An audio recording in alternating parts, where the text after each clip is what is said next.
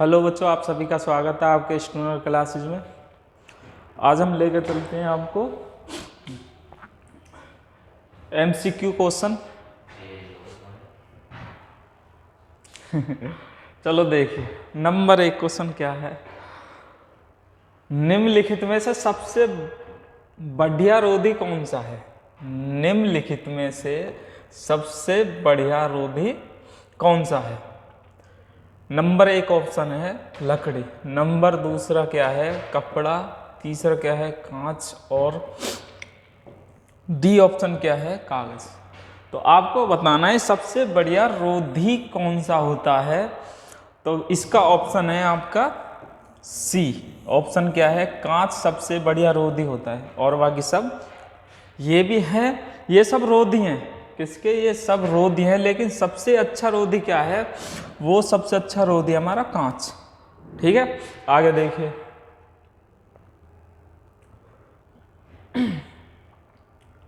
ओम ओम का नियम निम्न में से किसके बारे में सही है? तो ये बताना है आपको। रोधी, नंबर बी क्या है अर्धचालक, नंबर सी क्या है चालक और डी क्या है अतिचालक। तो आपको पता होगा तो कि प्रतिरोध किस में लगता है? ना ही रोधी में लगता है, ना अर्धचालक में, ना ही अतिचालक में। ये जो नियम लागू होता है ओम का नियम किसके लिए होता है? चालक के लिए। तो इसका जो ऑप्शन सी ठीक है। ठीक है, आगे देखिए। बिजली के बल्ब में क्या भरा जाता है? कौन सी, यानी कि भराने का मतलब है कौन सी गैस होती है? बिजली के बल्ब में कौन सी गैस भरी जाती है? बिजली के बल्ब में कौन सी गैस भरी जाती है? क्या भरा होता है? नाइट्रोजन? नाइट्रोजन नहीं होती। कार्बन डाइऑक्साइड भी नहीं होती। आर्गन जो बिजली के बल्ब में जो भरा हुआ होता है वो क्या होता है? आर्गन। ठीक है, तो इसमें ऑप्शन कौन सा ठीक है? Option number C. क्लियर है? आगे देखिए। ट्रांसफार्मर क्या है? ट्रांसफार्मर क्या है? मैंने आपको बताया था डीसी बैटरी की लाइट होती है और एसी हमारी जो जनरेटर, इन्वेटर या फिर और जो हमारी लाइन जो खिंची होती हैं गांव में, शहरों में, वो कौन सी लाइट होती है? हमारी एसी, डायरेक्ट। और ये क्या है? Direct current. तो डीसी बैटरी वाली लाइट होती है और एसी क्या होती है? हमारी इन्वेटर की लाइट जो होती है, और जो जनरेटरों की लाइट होती है वो क्या होती है? हमारी एसी होती है। क्लियर है? तो ये है क्या चीज़? ट्रांसफार्मर का क्या काम है? ट्रांसफार्मर का क्या काम है? यह डीसी को एसी में परिवर्तित करता है। ऑप्शन गलत है। एसी को वोल्टता को घटाने और बढ़ाने में प्रयुक्त होता है। तो ये ठीक है। जो हमारा ट्रांसफॉर्मर है वो याद रखना डीसी में लागू नहीं होता, केवल किस में लागू होता है? एसी के लिए हमारा लागू होता है। तो ट्रांसफॉर्मर का क्या काम है? एसी वोल्टता को घटाने या बढ़ाने के लिए काम करता है। ठीक है, ये तीनों ऑप्शन आपके गलत है। आगे देखिए। यदि किसी चुंबक तीसरा ध्रुव हो तो तीसरा ध्रुव कहलाता है। तीसरा ध्रुव क्या कहलाता है? अतिरिक्त ध्रुव? गलत है। दोषपूर्ण ध्रुव? ये भी गलत है। लेकिन ऑप्शन कौन सा ठीक है आपका? परिमाणी ध्रुव। ये ऑप्शन आपका ठीक है। क्लियर है? आगे देखिए।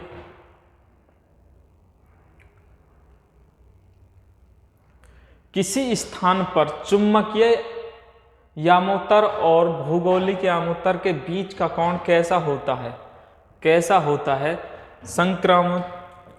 ये ठीक है। संक्रामक ये होता है संक्रांतिक कोण या अक्षांश कोण या देंशी कोण या नति कोण। तो कौन सा होता है? संक्रांतिक कोण होता है। क्लियर है? आगे देखिए।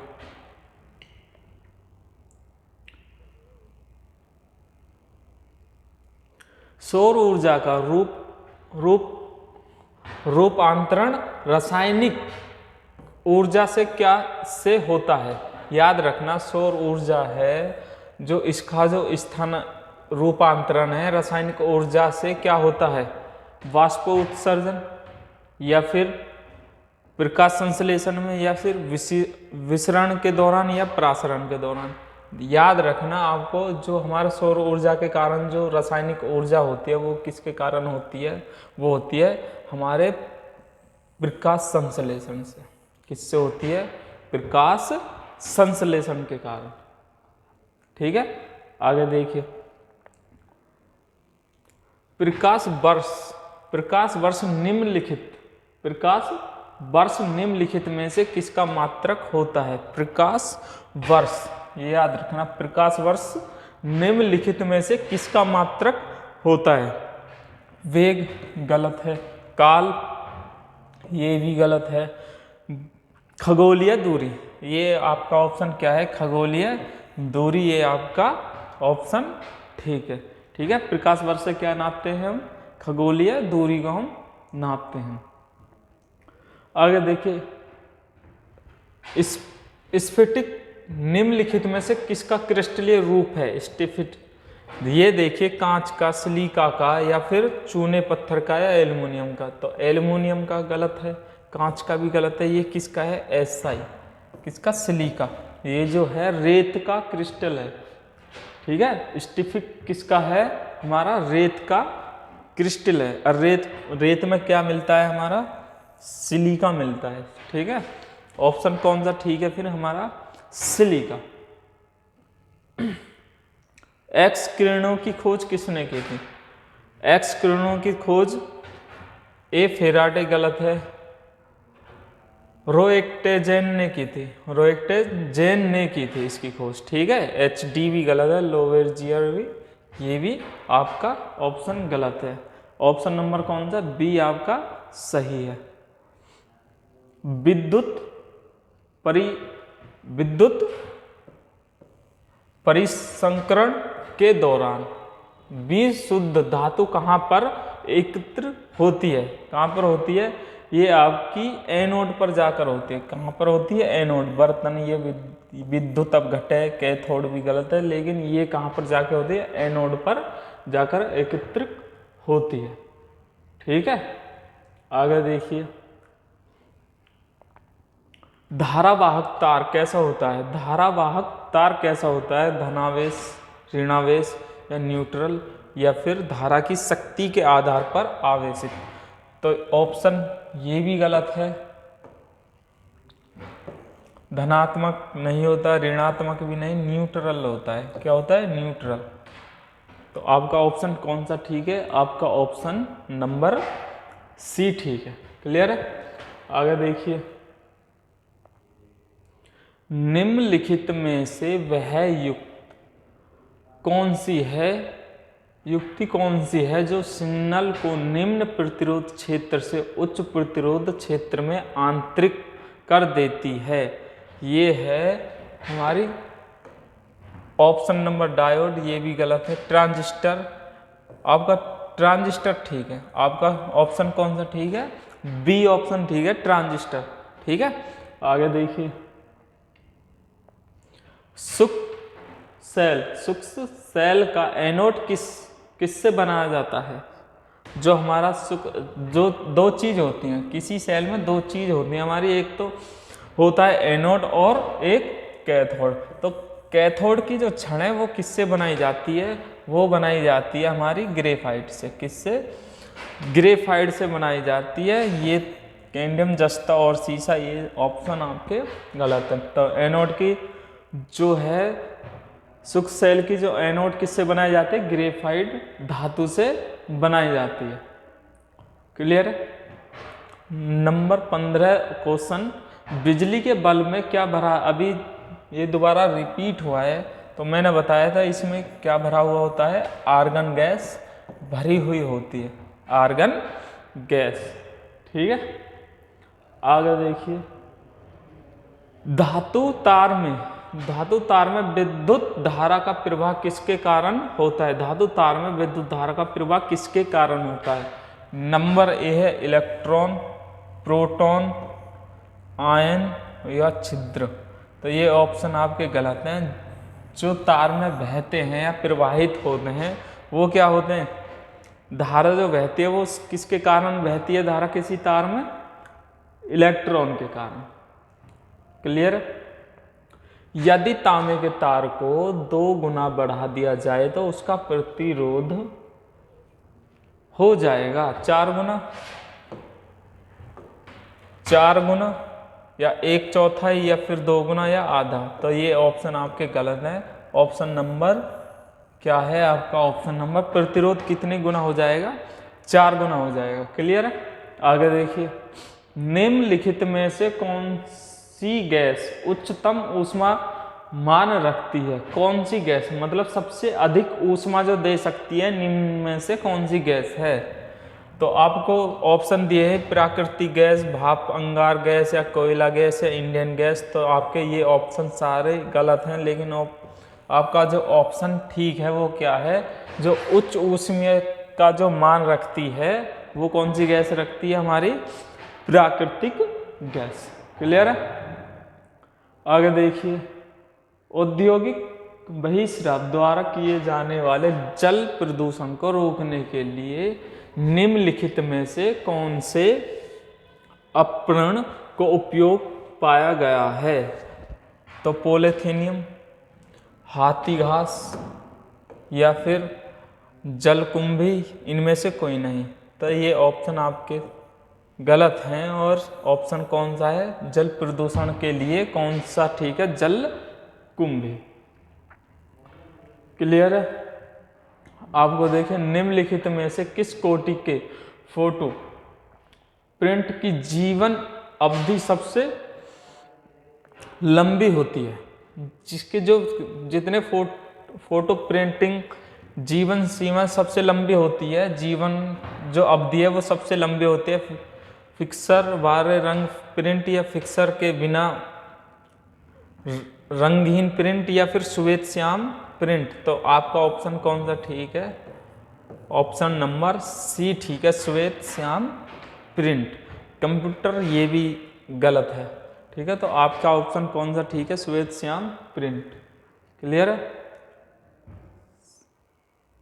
आगे देखिए, जब नींबू के रस को खाने के सोडे पर डाला जाता है तो उसमें तेजी से क्या होता है?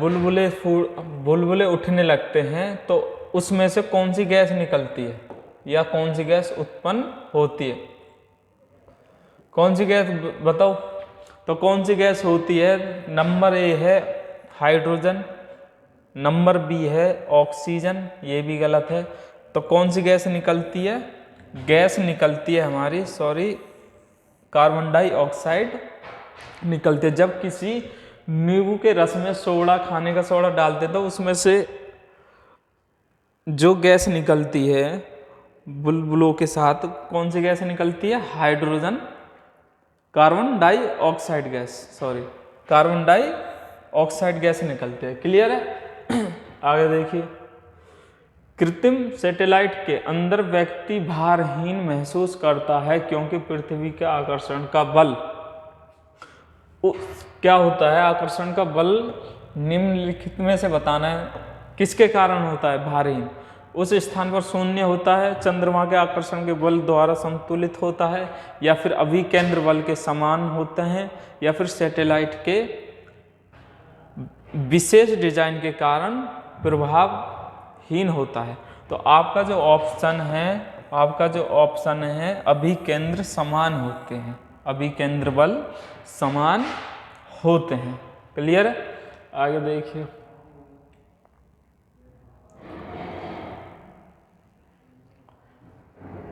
न्यूक्लियर रिएक्टर में भारी जल का प्रयोग किस रूप में किया जाता है? न्यूक्लियर रिएक्टर में भारी जल का प्रयोग किस रूप में किया जाता है?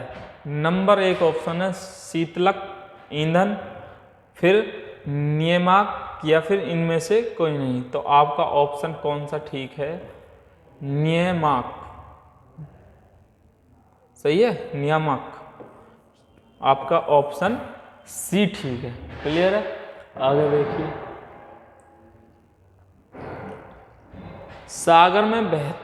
सागर में बहते हिमखंड के द्रव्यमान के कुल 10वें भाग में कितना जल तल के ऊपर होगा। जो भी हिमखंड द्रव्यमान के कुल 10वें भाग में जो जल के जो ऊपर का भाग है वो कितना होगा, हमेशा 1। 10वां भाग कैसे लिखते हैं, मैं 1/10। तो ऊपर का भाग कितना होता है 1 और नीचे का भाग कितना होगा 10। तो इसमें कौन सा भाग कौन सा है, ऊपर के भाग कितना है हमारा 10। क्लियर है। इंसेक्ट सेट इंसेट 2 ई कहाँ से प्रोमित किया गया, कोरू से। कहाँ से, कोरू से। कहाँ से किया गया है, कोरू से। ये आपका ऑप्शन ठीक है। और सारे हरिकोट, चंदीपुर या फिर बीकानेर ये सब आपके ऑप्शन गलत हैं। इंसेट 2 जो है कहाँ से प्रोचित किया गया, ये किया गया कोरू से। ठीक है। आगे देखिए, फोटोग्राफी में मुख्य रंग कौन से होते हैं। जो फोटोग्राफी जो होती है उसमें मुख्य रंग कौन कौन से हैं, लाल, नीला या फिर पीला। ये गलत है, लाल, पीला और हरा। ये ठीक है।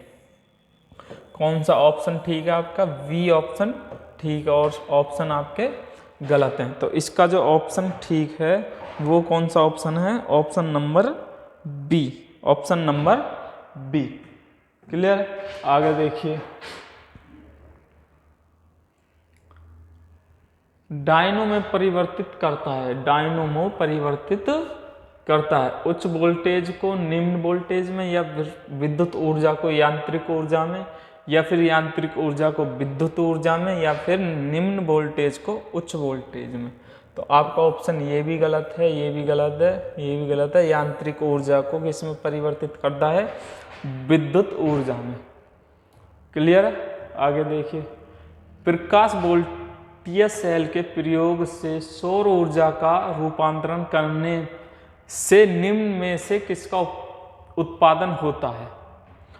तो याद रखना, प्रकाश वोल्टेज सेल के प्रयोग में सौर ऊर्जा का जो रूपांतरण करने में, जो सौर ऊर्जा से जो सौर ऊर्जा है, जो प्लेट देखी हो आपने, विद्युत प्लेट जो होती हैं, वो उस पे जो सौर ऊर्जा प्रकाश ऊर्जा पड़ती है तो वो किस में परिवर्तित होती है, हमारी विद्युत ऊर्जा में। तो आपके ये ऑप्शन गलत है, लेकिन एक ऑप्शन कौन सा है, विद्युत ऊर्जा में ये परिवर्तित होती है। क्लियर है। जब हम रबड़ के गद्दे वाले सीट पर बैठते हैं, ये गद्दे पर लेटते हैं, तो उसका आकार क्या होता है, परिवर्तित हो जाता है। इससे पदार्थ में पाया जाता है, इससे पदार्थ में पाया जाता है, ये बताना। इससे पदार्थ में पाया जाता है गतिज ऊर्जा, ये भी गलत है। स्थितिज ऊर्जा, तो आपका ऑप्शन कौन सा है, स्थितिज ऊर्जा। संचित ऊर्जा नहीं है, नहीं विखंडन ऊर्जा। क्लियर है। तो जब किसी गद्दे पे हम लेटते या बैठते हैं तो उसमें जो ऊर्जा उत्पन्न होती है वो कौन सी ऊर्जा उत्पन्न होती है, स्थितिज ऊर्जा। क्लियर है।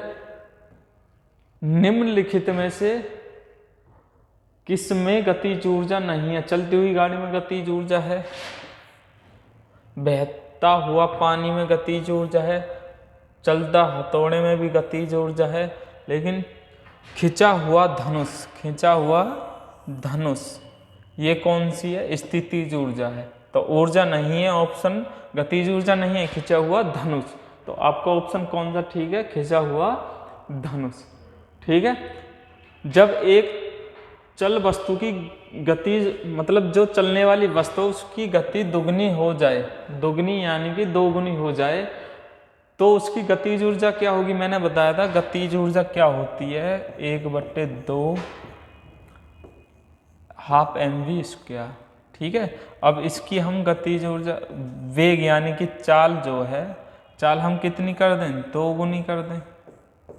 जब इसका फॉर्मूला खोलेंगे हम, 2 दूनी 4 v², 4 आगे हो जाए, कितनी गुनी होगी हमारी गतिज ऊर्जा,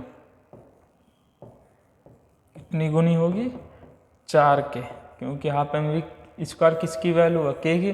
तो ये कितनी गुनी होगी, 4 गुनी। तो 4 गुना ऑप्शन कौन सा है, ऑप्शन नंबर बी, चौगुना चौगुनी हो जाती है, और ये ऑप्शन आपके गलत है। क्लियर है? आगे देखिए, सीढ़ी पर चढ़ने में अधिक ऊर्जा खर्च होती है क्योंकि व्यक्ति गुरुत्वाकर्षण के विरुद्ध कार्य करता है। तो यही आपका क्या है, आपका ऑप्शन हो जाएगा। व्यक्ति गुरुत्वाकर्षण के विरुद्ध कार्य करता है कब? जब वो सीढ़ी पर चढ़ता है तो वो किसके विरुद्ध कार्य करता है? गुरुत्वाकर्षण के विरुद्ध कार्य करता है। निम्नलिखित में से कौन सा नियम इस कथन को वैध ठहराता है कि द्रव को न तो सर्जन किया जा सकता है, ना ही उसका विनाश किया जा सकता है। ठीक है, ना ही उत्पन्न किया जा सकता है। सर्जन का मतलब है ना ही उत्पन्न किया जा सकता है और ना ही विनाश किया जा सकता है। तो वो किसका संरक्षण है? ऊर्जा संरक्षण का नियम नहीं हो सकता, लास और तालीय नियम नहीं, द्रव संरक्षण का नियम। ये ऑप्शन कौन सा ठीक है? द्रव संरक्षण का नियम। प्रासंरक्षण का नियम भी नहीं है। तो ये कौन सा नियम है? द्रव को न तो सर्जन किया जा सकता, ना ही विनाश किया जा सकता है। तो ऑप्शन आपका सी ठीक है। इस्तेमाल वस्तु किस नियम का सीधी अनुप्रयोग है? इस्तेमाल वस्तु किस नियम का सीधा अनुप्रयोग है? ये कटा हुआ है। तो स्वचालित वाहन में द्रव चलित ब्रेक जो होते हैं वो किस सिद्धांत पर कार्य करते हैं, ये भी आ सकता है। या फिर सीधा किसका अनुप्रयोग है, ये आपको रखना है। तो ये इसका जो है वो है पास्कल। जो भी चीज़ द्रव चलित हैं और जो इसमें जो नियम लागू होता है वो कौन सा नियम लागू होता है, याद रखना, द्रव चलित। ये प्रश्न कटा हुआ है। ये जो लिखा हुआ है द्रव चलित जो वस्तुएं हैं या ब्रेक जो होते हैं वो किसके नियम पर कार्य करते हैं? हमारे पास्कल के नियम पर कार्य करते हैं। क्लियर है? ये रहा, स्वचालित वाहनों में द्रव चलित ब्रेक को इस्तेमाल वस्तु किस नियम का सीधा अनुप्रयोग है? तो सीधा किसका अनुप्रयोग है? आपका पास्कल के नियम अनुसार। क्लियर है? आगे देखिए, श्वेत कोयला किसे कहा जाता है? भूतापीय, ये गलत है। पवन विद्युत, ये भी गलत है। जल विद्युतीय, ये आपका ऑप्शन ठीक है। आपका ऑप्शन कौन सा ठीक है? जल विद्युत को श्वेत कोयला कहा जाता है। पृथ्वी निम्नलिखित में से क्या है? ऊष्मा की अच्छी परावर्तक, गलत। ऊष्मा की गैर अवशोषक, ये भी गलत है। ऊष्मा की अच्छी अवशोषक और अच्छी विकृत, ये भी गलत है। ऊष्मा की खराब अवशोषक या खराब विकृत, ये ठीक है, सही है। तो ये जो पृथ्वी जो होती है ऊष्मा की क्या है? खराब अवशोषक है। क्लियर है? आगे देखिए, कृषि का विकिरण उच्चतम अवस्था तक पहुंचने पर तरंगदैर्घ्य कैसा होता है? तो ताप बढ़ने पर बढ़ता है, ताप बढ़ने पर घटता है। तो आपका ऑप्शन कौन सा ठीक है? ताप बढ़ने पर तरंगदैर्घ्य की वैल्यू क्या होती है? वो क्या होती है? घट जाती है। ताप बढ़ने पर तरंगदैर्घ्य का मान जो वो क्या होता है? घट जाता है। ठीक है। शीतकाल में एक मोटी कमीज की अपेक्षा 2 कमीज हमें अधिक गर्म क्यों रख सकती हैं? नंबर 1, 2 पतली कमीज अधिक मोटी हो जाती हैं और ऊष्मा संचारण को रोकती हैं, गलत। 2 कमीज के बीच वायु की परत सुचालक के रूप में कार्य करती है। जो 2 कमीज जो होते हैं उनके बीच में जो वायु, मतलब जो वायु हवा जो भरी हुई होती है वो क्या होती है? सुचालक के रूप में कार्य करती है। तो आपका ऑप्शन कौन सा ठीक है? Option number B. ठीक है। आगे देखिए, क्रायोजेनिक किससे संबंधित है? क्रायोजेनिक जैनिक किससे संबंधित है? उच्च ताप या फिर निम्न ताप, घर्षण या टूट फूट या क्रिस्टलों की वृद्धि। तो आपका ऑप्शन नंबर बी ठीक है, आपका ऑप्शन नंबर बी निम्न ताप। क्लियर है? आगे देखिए, प्रिज्म में प्रकाश के विभिन्न रंगों का विभाजन होता है। प्रकाश परावर्तन, विभिन्न रंगों में परावर्तन जो होता है, प्रकाश का परावर्तन, ये भी गलत है। प्रकाश का परिक्षेपण, ये ठीक है। प्रकाश का परिक्षेपण होता है, इसलिए क्या होता है, वो रंगों में विभाजन होता है। ठीक है, आगे देखिए, किसी पदार्थ का फोटोग्राफ लेने के लिए अपेक्षित उद्भासन काल किस पर निर्भर करता है? पदार्थ की चमक पर, या फिर फोटोग्राफ के कौशल, या पदार्थ की निकटता, या पदार्थ के आकार। तो आपका ऑप्शन कौन सा ठीक है? आपका ऑप्शन पदार्थ की चमक पर। क्लियर है? आगे देखिए, अवतल लेंस से हमें निम्न में से कौन सा प्रतिबिंब बनता है? अवतल लेंस से हमेशा निम्नलिखित में से कौन सा प्रतिबिंब बनता है? नंबर ऑप्शन है वास्तविक और सीधा, आभासी और सीधा, और वास्तविक और अधोशीर्ष, और निम्न में से कोई नहीं। तो आपका ऑप्शन कौन सा ठीक है? वास्तविक और सीधा। ठीक है, अवतल लेंस से जो हमेशा वस्तु प्रतिबिंब दिखाई देती है वो हमेशा वास्तविक और सीधा। क्लियर है? आगे देखिए, प्रकृति में सबसे सशक्त बल है। प्रकृति में जो जितने भी बल हैं वो सबसे सशक्त बल कौन सा है? विद्युत बल, या गुरुत्वीय बल, या नाभिकीय बल, या चुंबकीय बल। तो सबसे सशक्त जो बल है वो कौन सा है? नाभिकीय बल। क्लियर है? आगे देखिए, एशिया की विशालतम परावर्ती दूरबीन कहाँ है? कावालोर में। कहाँ है? कावालोर में। ये आपका ऑप्शन सी सही है, कावालोर में आपकी विशालतम दूरबीन है। ठीक है, आगे देखिए, बाहरी वायुमंडल में ओजोन की परत हमारी मदद करती है। किससे मदद करती है बताइए? किससे मदद करती है? रेडियो तरंगों का परावर्तन करके रेडियो संचारण में संभव बनाने में गलत है। वायुमंडल का तापमान नियमित करने में, ये भी गलत है। अंतरिक्ष किरण या कणों के अवशोषण में, ये गलत है। ये किससे रक्षा करती है? हमारी परावैंगनिक विकिरण का अवशोषण करती है। तो आपका ऑप्शन कौन सा ठीक है? आपका ऑप्शन डी सही है। समुद्र में पानी के नीले होने का कारण, ये बताइए, इंपॉर्टेंट क्वेश्चन है। जल अणुओं को नीले रंग को छोड़कर एनी रंगों का अवशोषण करता है, तो ये भी गलत है। जल अणुओं द्वारा नीले प्रकाश का प्रकीर्णन, ये भी गलत है। समुद्र जल की अशुद्धता द्वारा नीले रंग का प्रकाश, ये भी गलत है। समुद्र जल द्वारा नीले रंग आकाश का परावर्तन, ये आपका ऑप्शन आकाश का परावर्तन होता है। ठीक है, क्योंकि आकाश नीला होता है। जब आकाश नीला होता है, जब उसका प्रकीर्णन समुद्र में पड़ता है, तो इसलिए उसका रंग नीला दिखाई देता है। ठीक है, मोटर कारों में हेडलाइट की चौंध को रोकने के लिए या हटाने के लिए क्या उपयोग होता है? पतली परतें प्रयुक्त की जाती हैं, फिल्टर युक्त किए जाते हैं, या फिर पोलराइड प्रयुक्त किए जाते हैं, कांच के प्रिज्म युक्त किए जाते हैं। तो आपका ऑप्शन कौन सा ठीक है? पोलराइड प्रयुक्त किए जाते हैं। क्लियर है? आगे देखिए, किसी मीडिया फाइल में अनुदेशों से ध्वनि उत्पन्न करने वाली इलेक्ट्रॉनिक युक्त होती है। वो किससे युक्त होती है? ध्वनि जो उत्पन्न होती है वो किससे होती है? स्पीकर से।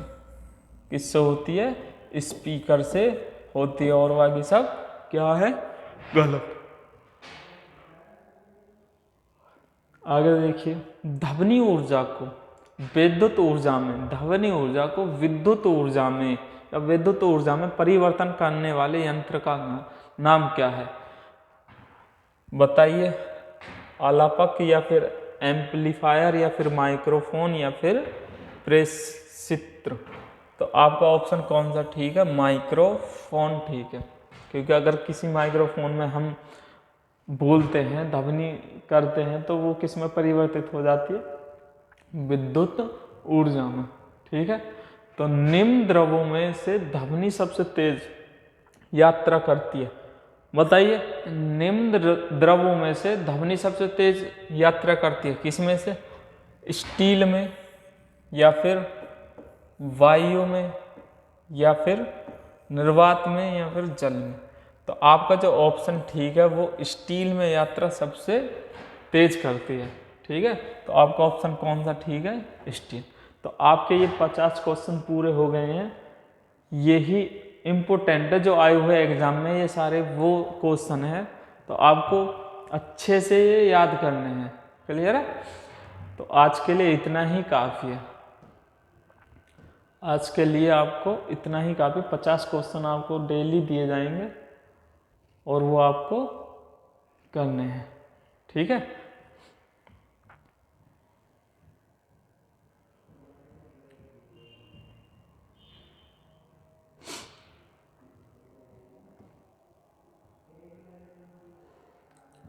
ये है। ठीक है, आज के लिए इतना ही काफ़ी है।